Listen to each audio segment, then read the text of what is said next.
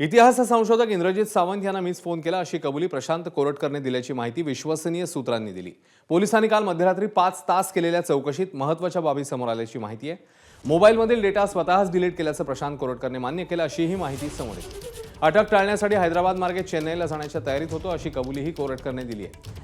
आज दिवसभर पुन्हा एकदा त्याची कसून चौकशी झाल्याचं कळतंय। उद्या त्याची पोलीस कोठडीची मुदत संपत आहे। दरम्यान प्रशांत कोरटकरला सुरक्षेच्या कारणासाठी आज पहाटे दुसऱ्या ठिकाणी हलवण्यात आले। कोरटकर हा कोल्हापूरच्या राजारामपुरी पोलीस ठाण्यातल्या कोठडीत होता। मात्र शिवप्रेमी त्याच्यावर प्रचंड संतापल्यानं खबरदारी म्हणून त्याला दुसरीकडे नेण्याचा निर्णय घेण्यात आलाय। मात्र याबाबत कमालीची गुप्तता पाळण्यात आली होती। रात्रभर कोरटकरची चौकशी झाल्यावर पहाटे अचानक त्याला दुसऱ्या ठिकाणी नेण्यात आलंय।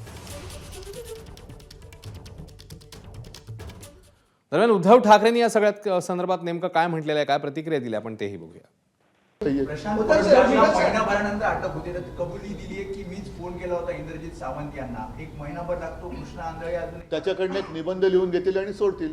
वाटतं तुम्हाला की त्यांना सोडून देतील? सोडतील, बघा तुम्ही। त्याच्याकडनं एक निबंध लिहून घेतील आणि सोडतील। वाटतं तुम्हाला की त्यांना सोडून देतील? सोडतील, बघा तुम्ही। एबीपी माझा, उघडा डोळे बघा नीट।